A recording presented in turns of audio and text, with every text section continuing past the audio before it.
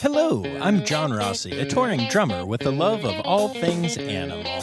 When I'm on the road, I visit as many zoos, aquariums... Hey, wait a minute.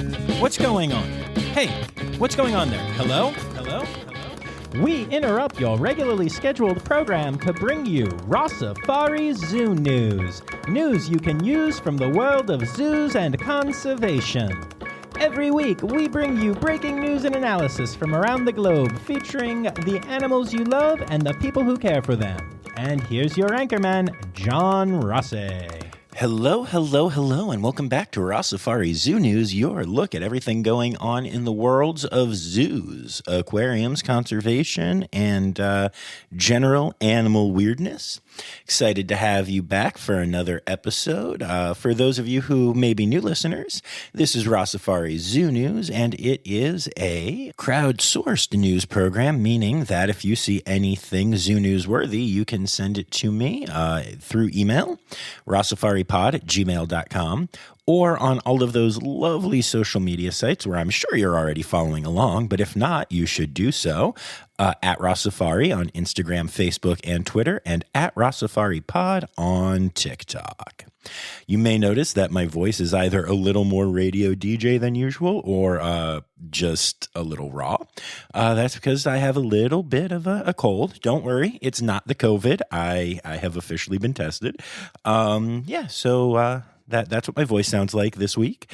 And also, going along with that, I apologize if you hear any weird background noises. I'm doing what I can editing-wise, but I am currently at my hotel for my gig in Florida, and it's a lovely hotel, but it's not the quietest one I've ever been in. I'm right near the dumpsters and where people are apparently going outside to smoke, and even though I've turned off my air system, it keeps making little noises and I can hear them. Hopefully you can't. I don't know. Anyway, I wanted to talk about something that we've been talking about a lot in these intros, which is this whole idea of whether or not it's okay to post pictures with animals and such. Now, look, I know what you're thinking. Probably, which is, holy crap, this is now the third week that we are focusing on this topic in the intro to Rossifari Zoo News, and that is a lot of time dedicated to a topic. But if y'all don't know that I fixate on things yet, then you have problems. But beyond that, in this case, I actually had something really cool happen this week that I wanted to share with all of you. So I've been talking about this study that I found in school and how I've let it affect my logo and everything. And as I was discussing it with my classmates, one of them reached out and said that they have done a study and are currently working on getting it actually published that has some very different results than what I saw in the previous study that I shared with all of you. So the study was done by my classmate, Nicole Schaefer, who is awesome and allowed me to share a little bit of the details here, but she is hoping to get it published, so I'm not going to go into a ton of detail. But basically what she found was that in looking at elephant sanctuaries, so remember the last paper was orangutan conservation organizations. And basically what the findings were was that the best thing that you could do is to have baby animals, like juveniles, babies, etc., and also people in them. People interacting with animals was highly successful as well. So I'm not going to give any of the actual statistics because this thing needs to get peer-reviewed and published and is awesome.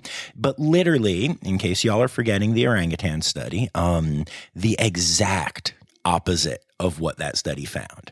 Now, both studies were very limited in what they looked at, and there's still a lot more data out there and a lot of number crunching to be done. But I will say that Nicole did a heck of a job with the statistical analysis. I read through the whole paper and my eyes were watering at times. It was very impressive. There are charts and graphs and all kinds of cool stuff. So first of all, thank you to Nicole for sharing that with me and allowing me to share that with y'all. And second of all, this just goes back to the thing that I keep saying when it comes to conservation research. I think there are so many factors that go into conservation stuff, whether it is a social media presence or like how to save animals in the wild, that you can find studies that will back whatever you want. Or more likely, you won't find any studies. But if you did studies, you could get different results. It's frustrating. It's confusing. But it also means that there are a lot of cool opportunities to experiment and see what we can do out there. And we all know that as a species, we need to be doing more. So, I guess that is a good news thing and a good way to look at it. And this will probably be the last time that I talk about whether or not social media pictures of baby animals and also of humans interacting with animals is okay or not. But at least you have a lot of stuff to consider as you look at your own Instagrams and such. You're welcome, ? All right, let's get to the zoo news. Oh, actually, I lied. Before we get to the zoo news, I'm going to be doing a relatively shorter section of zoo news and conservation news and all that stuff today because we have a very exciting thing happening on this episode of Rossifari Zoo News, which is an interview. So this past week was the IMATA ABMA conference. Now, IMATA is the International Marine Animal Trainers Association, and you already know that ABMA or ABMA is the Animal Behavior Management Alliance, and they have been on the podcast before, and that's the semi-recent episode with Shane Gorbett from the Columbus Zoo. Well, our good friend and recent guest, Kaeli Innes, was one of the people who attended the conference, and she and I hopped on a Zoom the other night to do a little debrief on the conference. So rather than me share extra stories this week, I'm going to share some stories, and before we get to them, I'm going to let Kaeli tell you what that conference was like. Enjoy. All right, so welcome back. Tell everyone who you are. Hi, I'm Kaeli Innes. I'm from the Wildlife World Zoo. Yeah, and from a recent episode. And welcome back. How's Crockett doing? Crockett is doing amazing. Shocking. I haven't seen him in like a week and a half. So. Oh, that's so sad. I bet he misses you. I know. I miss him. Mm-hmm. That's fair. I miss him. I've only hung out with him twice, but I miss him. So that's all right. I know. When are you going to come back and see him? I am working on trying to get out there later this year. Yeah. Good. Our conversation on that episode where we were like, hey, I should come out. And Krista was like, yeah, come out for a week and work with us. I think we're going to make it happen. No promises, but I'm going to try. Yeah. That's so exciting. Yeah. So we're here today, though, to talk about the recent IMATA/ABMA conference. And you got to go. And I'm so excited for you. So tell me what it was like. Oh, my gosh. It was an incredible experience. I have only been to one IMATA conference in the past, and it was, oh, my goodness. 7 years ago now. So it was really awesome to get to go again. And it being joined with ABMA was super fun. There was a lot of people. I think at one point somebody said there was like 500 attendees there. Wow. It was insane. But it was so cool. So registration in the icebreaker was last Sunday, and then last week was the full conference with the banquet Friday night. But Sunday during the day, Ken Ramirez had 2 workshops, beginning training workshops and then advanced training workshops. And I was grateful enough to go to those as well as the rest of the conference. So it was a lot of absorbing like a sponge, but so many cool presentations from terrestrials and aquatics and marine mammals, and it was incredible. That's so cool. And so yeah, let's talk about it a little bit. Tell me like what 1 or 2 of your favorite sessions that you attended were. So I have 3 presentations that stuck out that were my favorite. One was acupuncture with penguins, all voluntary. Wait, what? Trained voluntary acupuncture with penguins. It was incredible. So amazing. Oh, that's so good. Another was voluntary chiropraction with giraffes. I don't know if that's how you say it, but yeah. Okay. That was incredible. And then the other one was stretcher training with hammerheads, and that was with the Georgia Aquarium, when they were transferring their hammerhead sharks from their offsite area to their new shark tank that they have. And that was really fun because hammerheads have to continuously swim to breathe. They're those kinds of sharks. So that was really interesting to see how they worked it. Very cool. And they are only the second aquarium in the U.S. to actually have great hammerheads, with the one anchor at Adventure Aquarium right outside of Philly being the first. So that's awesome. Yeah, it really is. Their new shark exhibit at Georgia is awesome. And that's the thing. This was in Atlanta, right? Yeah, it was in Atlanta. The host facilities was Georgia Aquarium and Zoo Atlanta. Right, which are both awesome, awesome places. Yeah, we got to go to both of them. Okay, nice. Nice. Yep, we got to go to both of them, and it was so much fun. That's awesome. Was it your first time at the Georgia Aquarium? Yes. Was your mind blown? Yes. My favorite part, I'm obsessed with manta rays. So I love getting to see the whale sharks, but getting to see the manta rays, I almost cried. Fair. So I had never heard of the Georgia Aquarium the first time I played Atlanta. And I went to Zoo Atlanta. And then I was like, it was a nice zoo. That was before they even had the Africa section. So it was like a small zoo. I loved it. Had a great time there. And then was like, oh, what am I going to do for like more time before the show? And I was like, well, I'll look up, oh, hey, there's an aquarium here. Cool. And I went and I had no clue what it was going to be. And I immediately went into the Ocean Voyager area and I went and, you go into the tunnel first. Yeah. And I looked up and a whale shark and manta ray were above me. And it is the closest I have ever come to like breaking down at a facility. Oh my gosh. Like that is amazing. I didn't know those were in the US. I was like, holy shit, like, wait, what? Like, that is incredible. It might be my favorite single memory of like showing up at a facility because just like in terms of just like, I had no clue.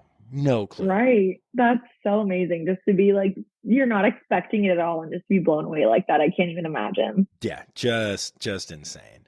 So, what did you get from those sessions? Like, how does this help you as a trainer? And did you send yourself to this conference or does Wildlife World send you? How does that work? So thankfully the Wildlife World Zoo sent me to the conference. So that was really amazing for them to be able to do that for me. They also sent a coworker of mine just from another department.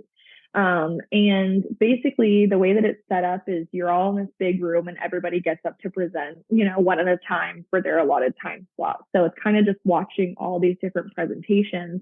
And whereas I'm with marine mammals, so sometimes the animals that are being presented on don't necessarily correlate with me. It's the training and that kind of aspect that you can bring back to like my animals and implement those, or just learn about really cool things that people are doing with different kinds of animals as well. Yeah, no, that makes a lot of sense. Let me ask you this. Why is it worth it for Wildlife World to send you to this conference? Because it's not cheap. And then there's like travel and like hotel and all that stuff. Do you share it with your team at all? Or is this just like, you're that much better of a trainer now? Or did you just like rig the system?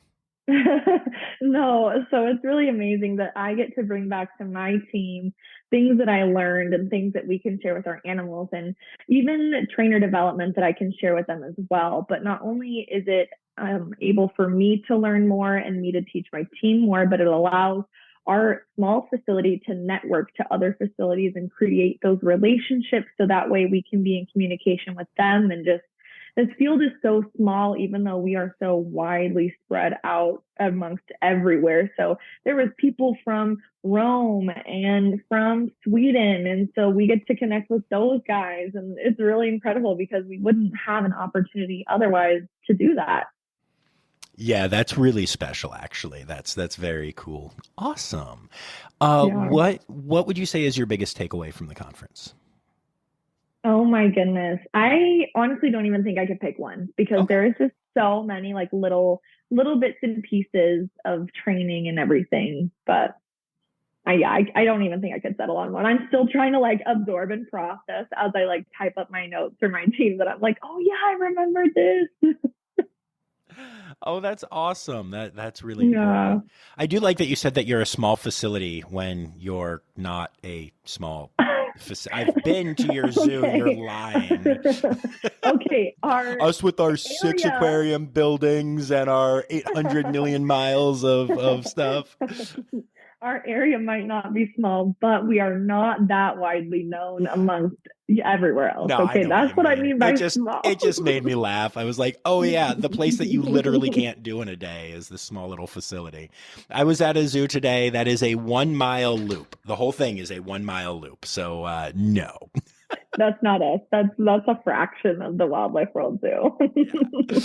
Oh my gosh. So do you think, let me ask you 2 questions. Is this something that people should be going Okay. to? Is this something that animal care professionals should be going to?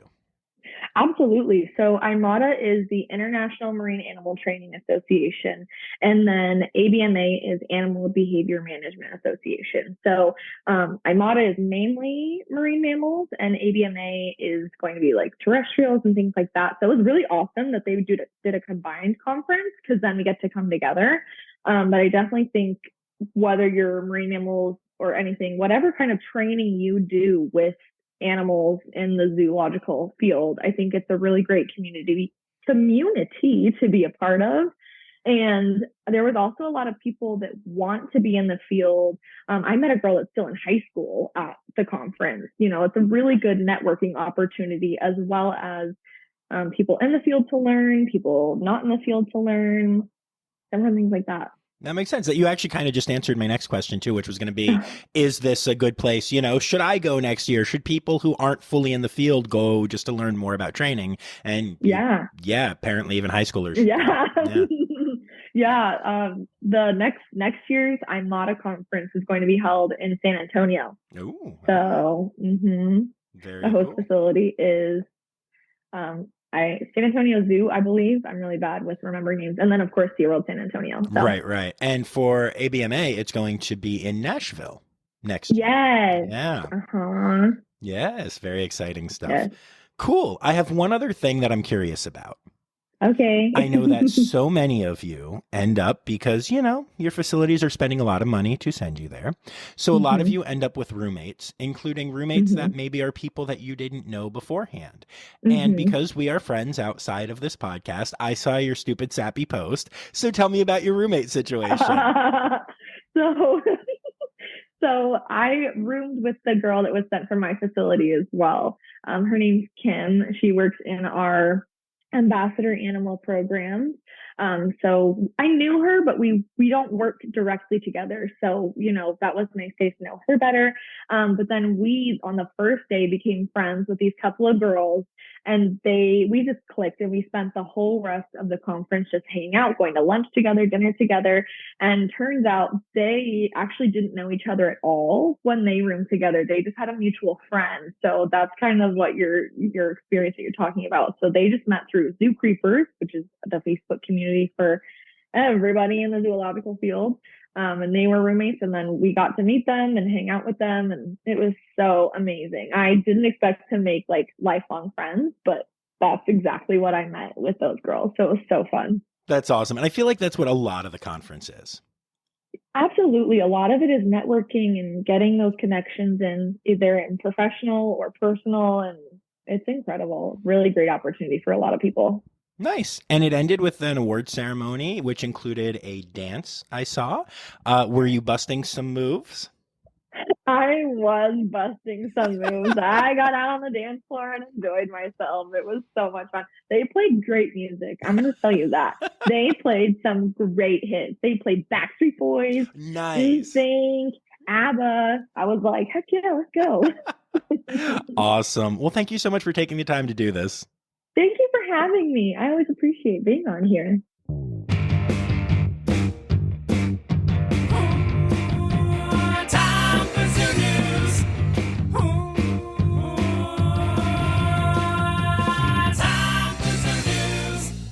The Dr. Juan A. Rivero Zoo in Mayagüez, which is in Puerto Rico, which is the only zoo in Puerto Rico, is being shut down. Federal authorities started a probe into multiple investigations into Puerto Rico's lone zoo. However, they are dropping their charges in exchange for the zoo closing down and its over 300 animals being transferred to zoos and sanctuaries on the U.S. mainland. The animals there were clearly not being well taken care of, and this was the easiest way out for the zoo.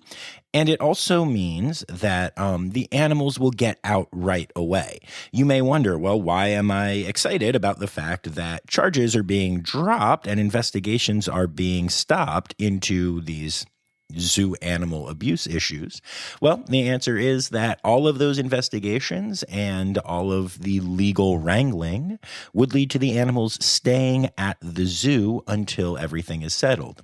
So while I hate to see people get away with mistreating animals, I'm happy at the end of the day that the animals that are still there will be transferred out right away. So to me, that is a big win. And speaking of wins, only this one is of the happier variety. I mentioned a few episodes ago that there was the possibility of baby sea dragons at New England Aquarium because there were eggs for the first time, and that was pretty darn exciting. A male weedy sea dragon would be the one carrying the eggs in this case. Welp, 8 weeks later, the eggs hatched, and the aquarists have been raising 20 sea dragon hatchlings behind the scenes. This is the only time that leafy sea dragons have been bred in captivity, or I should say the first time, because now that we have a plan in place, now that we know how to do this, maybe it will continue.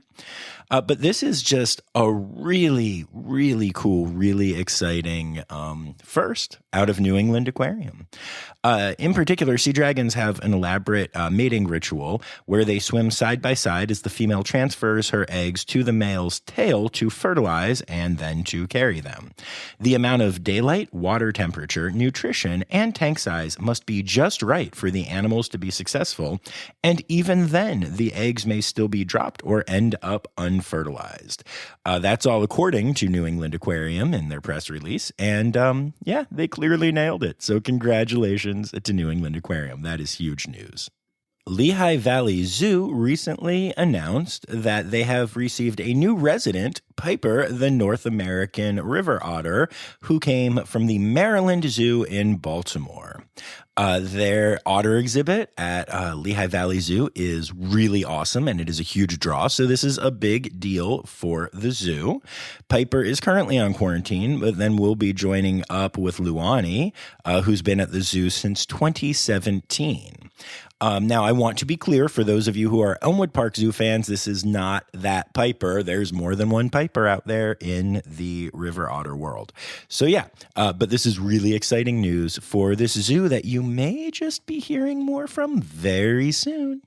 Some cool in situ conservation work out of the Columbus Zoo. They have announced that one of their veterinary technicians, Dan Wallen, will be traveling to Canada to assist with the recovery effort for the endangered southern mountain caribou. It's the same species as the reindeer found in the zoo's North America region, but it is a different subspecies. There are only approximately 1,200 southern mountain caribou in the wild right now, and Dan will be working with the Arrow Lakes Caribou Society to provide veterinary care to a herd of caribou maintained in a maternity pen as part of a recovery program in British Columbia.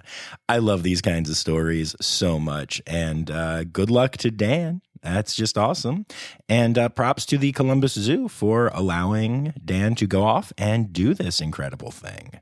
The Potter Park Zoo in Michigan has announced the birth of a bongo calf, also known as a bonglet on this podcast and only on this podcast. And frankly, that sounds like some small device used for smoking marijuana, but that's besides the point. But so the bonglet or calf is doing very well and is already walking around and enjoying its life a bit. They have not named it yet, but this is only the second bongo to be born at Potter Park Zoo, and it is the second in 2 years. So that's a really big deal. So congrats to everyone at Potter Park Zoo. Our friends up at Roger Williams Park Zoo in Providence, Rhode Island are inviting you all to Party on the Planet on April 1st this year. This is an opportunity to go out and to experience some really fun times at the zoo. It is a family fun event for everyone where you can learn about the importance of protecting the planet, see the amazing animals, and have a good time. So if you happen to be in the area, check it out. The WCS, or Wildlife Conservation Society, which is the organization that runs all of the zoos in New York City, except for the Staten Island Zoo, along with the aquarium there, and also does global conservation work, got some good news this week of a different variety than what we usually expect for a zoo. Moody's Investor Service has revised WCS's outlook from negative to stable and affirmed its A1 rating. Without going into a ton of detail on this, what this means is that Moody's had listed them as negative because zoos were so heavily affected by the pandemic. However, now that they have a good rating again, it will lower the costs of borrowing money to put towards conservation efforts.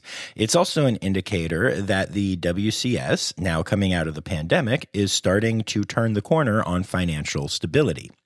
Moody's goes on to explain that even though visitor levels are not back to pre-pandemic levels, the visitors that are going are actually spending more money than visitors used to, and because of that, the WCS zoos are doing well.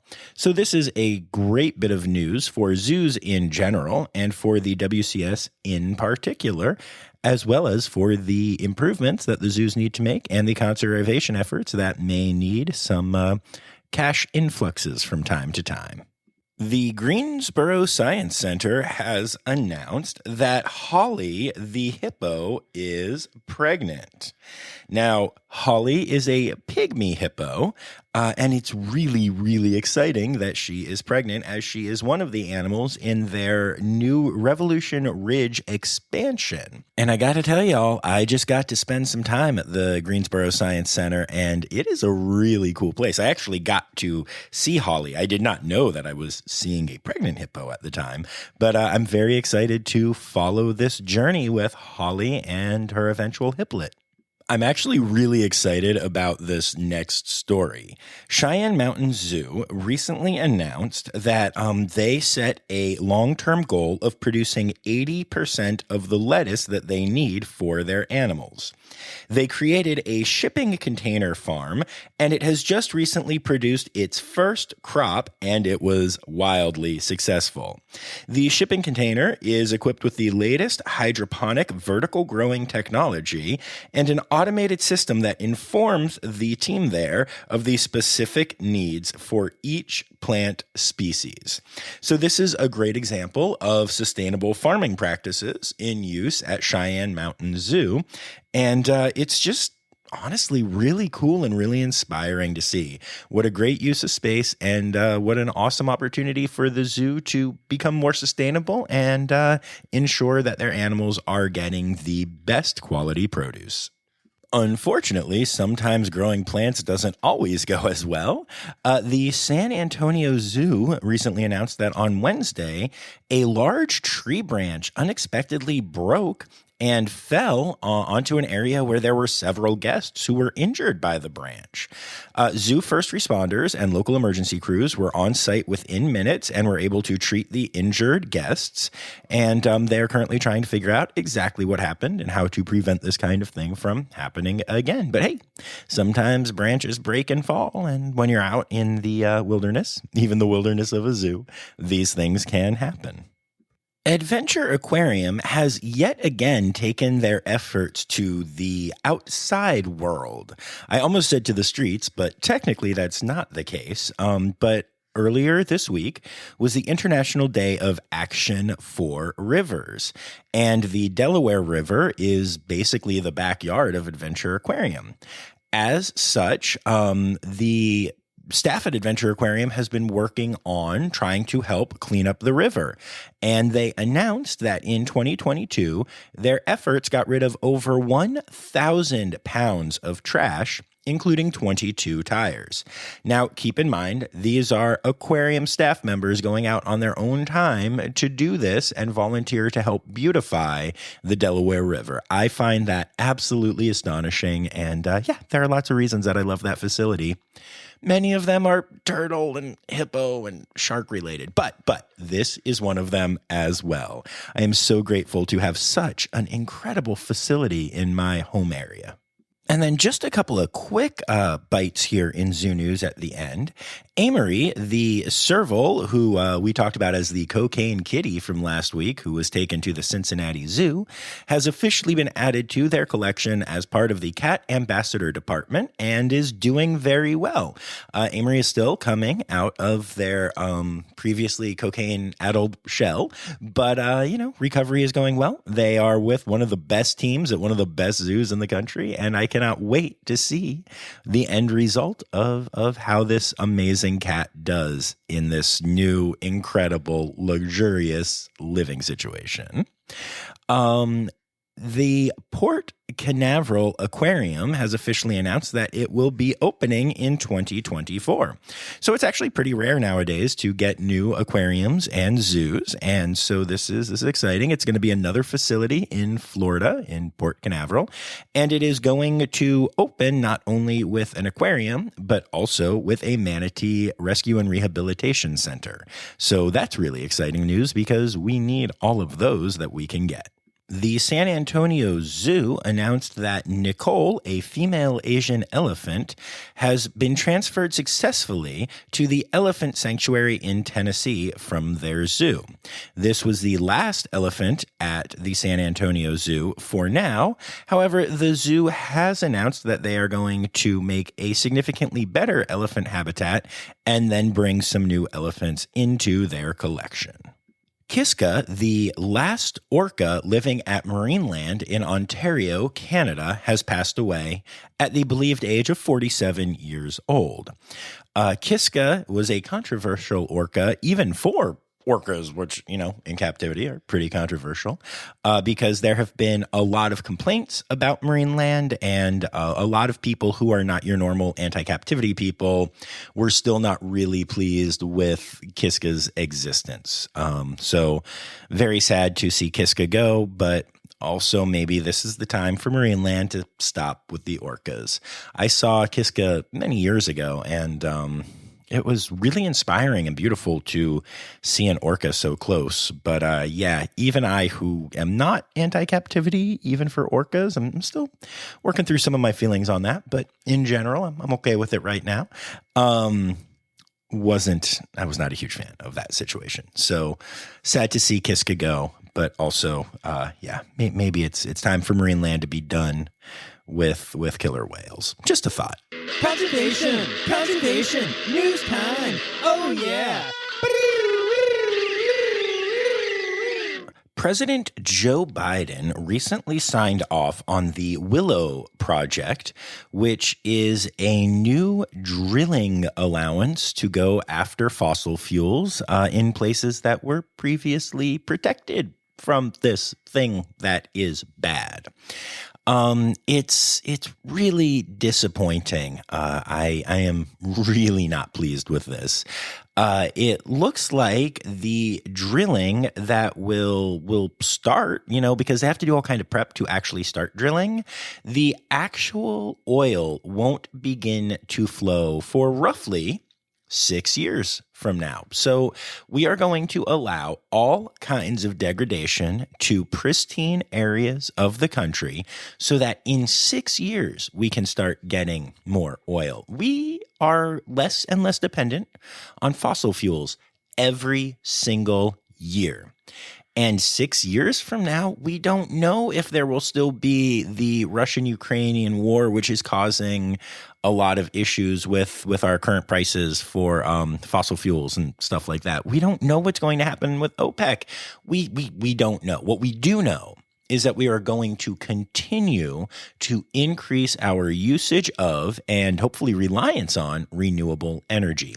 So the idea that we can do this damage to our environment to hopefully maybe lower prices in 6 years, if this is still a thing, I am disgusted by this. I gotta tell y'all, I mean, I'm really disappointed in the president. I'm really disappointed in the Congress for allowing this. I'm really disappointed that this has gone through. And honestly, I was shocked when the Biden administration signaled that they were going to allow this to happen.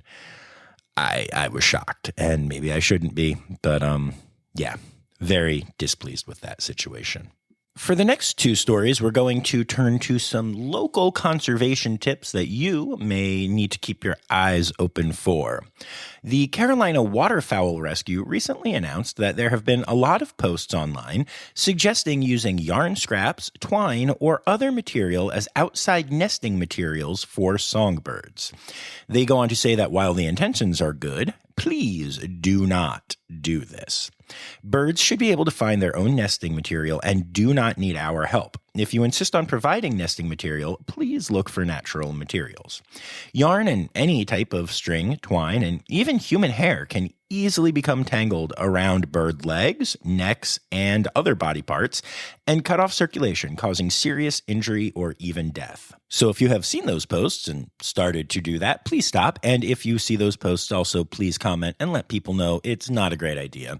I realize that it's the internet and you'll probably just get trolled, but hey, try to do the right thing if you can. The birds are depending on you. While we're on the topic of some local conservation stuff for your own little animals, it is starting to become baby animal time. Oh, I guess you could also call that spring. But yeah, it is the time where a whole lot of baby animals start showing up. And it's really important to realize that baby animals commonly found by humans are rarely orphaned. It does happen, but it's really, really rare. Oftentimes, wild parents, including but not limited to bunnies, songbirds, squirrels, foxes, raccoons, and deer, all might have to go off to hunt or do other things. And if you mess with those babies, you can cause a lot of trouble. So please, please, please, just because you see what looks like a young, innocent animal that might not have mommy or daddy right there, I don't anthropomorphize here. Don't worry about it. Trust that they are okay. If you're really concerned, maybe keep an eye on the area for a while. But if you do so from a distance. Maybe snap a photo if you have a really good telephoto lens. But the best thing that you can do is honestly just step away. 6 new species of pygmy chameleons have officially been described in Tanzania's Eastern Arc Mountains. These pygmy chameleons are roughly the size of your thumb. And I find this incredible, not just because, they found these or because there are 6 of these new species that were discovered at once, bringing the total to 26 species of pygmy chameleons, but just because it's still amazing to me that our world has so much biodiversity and so many areas that we haven't fully explored or that we haven't been able to explore deeply enough that we can manage to find 6 new species of one type of animal at once. What an amazing, amazing planet. Here's hoping the Biden administration doesn't try to do some crazy-ass drilling over there to hurt these new chameleons. Yeah, I know they can't. I'm just still bitter. And last but not least in conservation news this week, marine scientists are currently tracking a 5,000-mile-wide seaweed bloom in the ocean that is currently making its way towards Florida's Gulf Coast. Whoa, wait a minute. I am currently actively playing on Florida's Gulf Coast. That's kind of scary. I hope the seaweed doesn't come out of the water and attack me. Okay, no. That's actually not the problem. This is actually one of those weird things where you see something happening in the world that is not only crazy, but like has good and bad effects. I find this always so interesting when you see something like that. So first of all, this is believed to be the largest seaweed bloom in history. And it is a thick mat of seaweed and algae that, while in the water, provides an incredible habitat for marine life and is also really, really good at absorbing carbon dioxide. So having the largest one of these ever is really, really good news, right? Yes and no. Because while it is currently a really exciting marine habitat and helping us with our CO2 problem, as it gets closer to the shore, it blocks light from reaching coral, and then it starts to decompose, which has a negative effect on air quality and water quality, thus hurting all kinds of animals that are affected by those things, which are, basically all of us. So it's really scary that this is out there and apparently sneaking up on me even as we speak.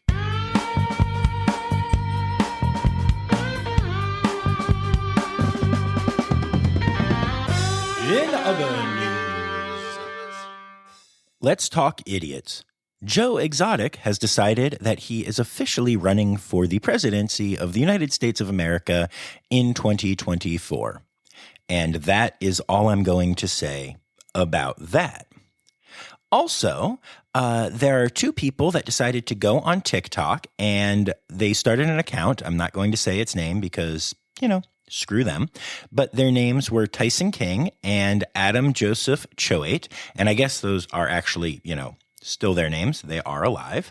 But what they decided to do on TikTok was go and mess around with zoos and try to sabotage zoos and cause problems at zoos. And then post it publicly because that's how smart they are. And you could see their faces and stuff.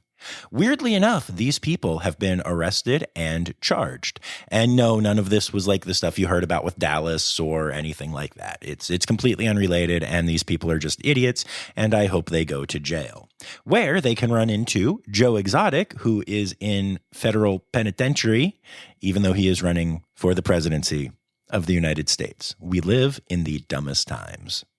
Speaking of humans that suck, a zebra owner in Ohio was shocked when his zebra, the wild animal that he attempted to own, bit his arm. So he called the sheriff's office and sheriff deputies showed up, and the zebra was continuing to act aggressively and even charged at the sheriff's deputies, who then had to shoot and kill the zebra because this idiot decided to own a zebra. Oh, and in case that isn't enough, a woman in Oklahoma is recovering after an unexpected monkey attack because she saw a monkey on her porch and then was attacked by it. Yep.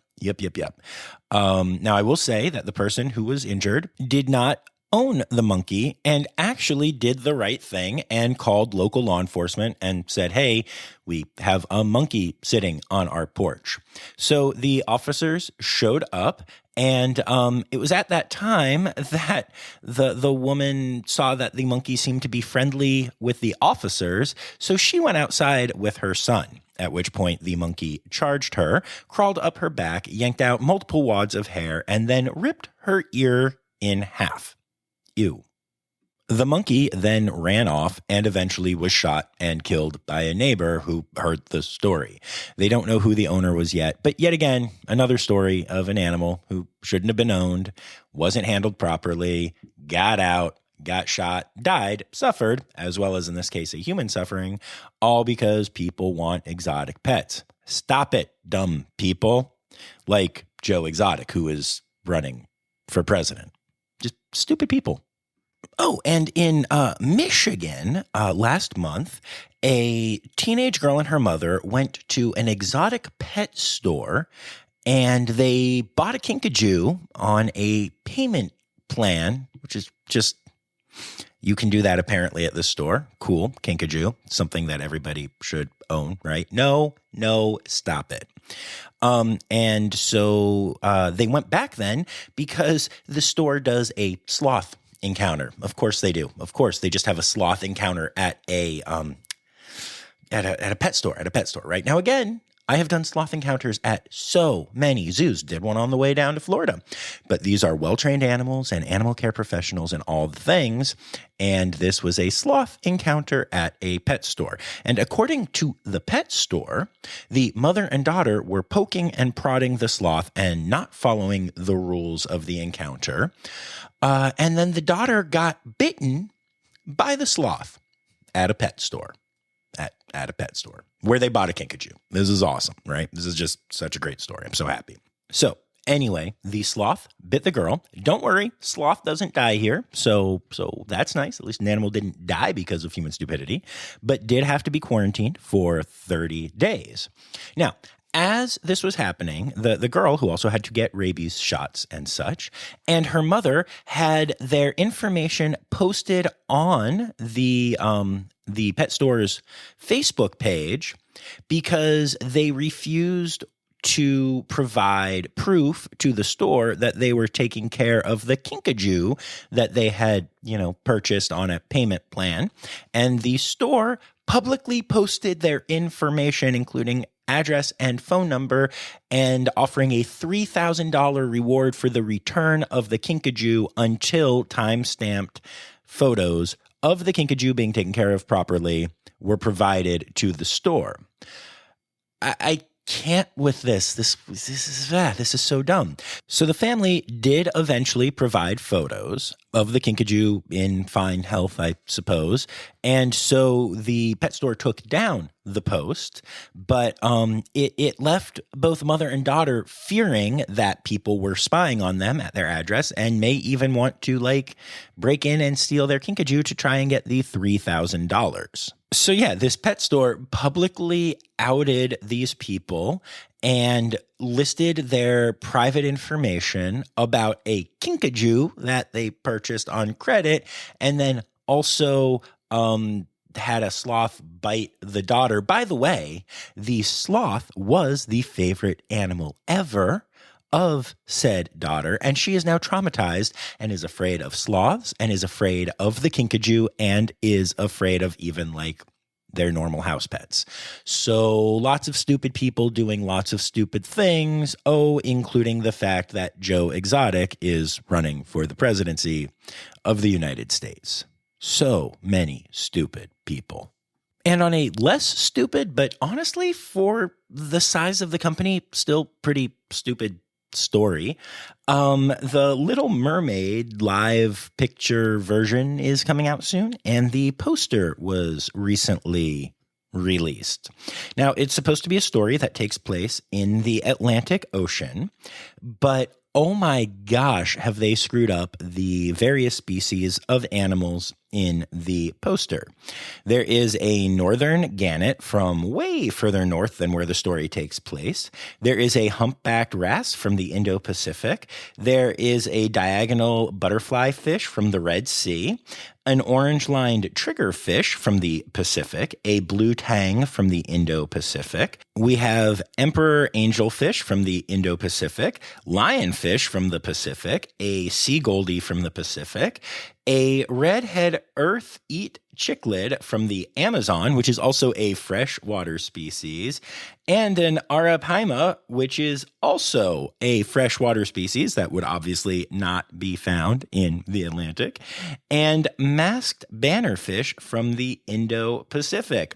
And if that isn't enough, the crab species that they decided to go with for Sebastian is a red crab, which is a terrestrial crab that cannot swim and would absolutely be drowning or dead in the picture that shows Ariel with Sebastian underwater. So, look, I don't have any problem with the fact that Ariel has been cast as a person of color, which is the main complaint about this movie that I hear from chodes and trolls online. And screw all of them, screw them so much, screw them, screw them, screw them. Again, stupid people is the theme right now. But also, come on, Disney, you can do better than this. Couldn't you have consulted some experts? You literally have a huge conservation arm and an incredible facility in Animal Kingdom. Like, come on, do better. But hey, you're still better than Joe Exotic, who is running for the presidency of the United States in 2024. Stupid people. And we're going to end the other news segment with some non-stupid people. The podcast Radiolab recently put out an episode called Crabs All the Way Down, and it is 2 stories about crabs, one of which deals with crab evolution and the fact that when you look at the lineage of crabs, they have actually evolved 5 different times, like from 5 different previous species. That's really crazy. That means that there were 5 different species who have evolved into crabs because those species thought that would be the best way to survive. Maybe someday we will all evolve into crabs. I doubt that, but maybe. It's a really interesting episode. So if you get a chance, check out Radiolab's Crabs All the Way Down episode. It does not feature any stupid people, such as Joe Exotic, who is running for the presidency of the United States in 2024. So many stupid people. Oh, animal holidays. Animal holidays. Hey! All right, and so we are still in March, which is both Dolphin Awareness Month and my birth month, March 31st. Don't y'all forget. I'm kidding. Kind of. Anyway, today is Friday, March 17th, as this drops, and that is nothing. But the 18th is Global Recycling Day. March 20th is both World Frog Day and World Sparrow Day. March 21st is the International Day of Forests. March 22nd is World Water Day, International Day of the Seal. And then the 23rd is National Puppy Day and World Bear Day and Chinchilla Day. And those are your animal holidays for the week.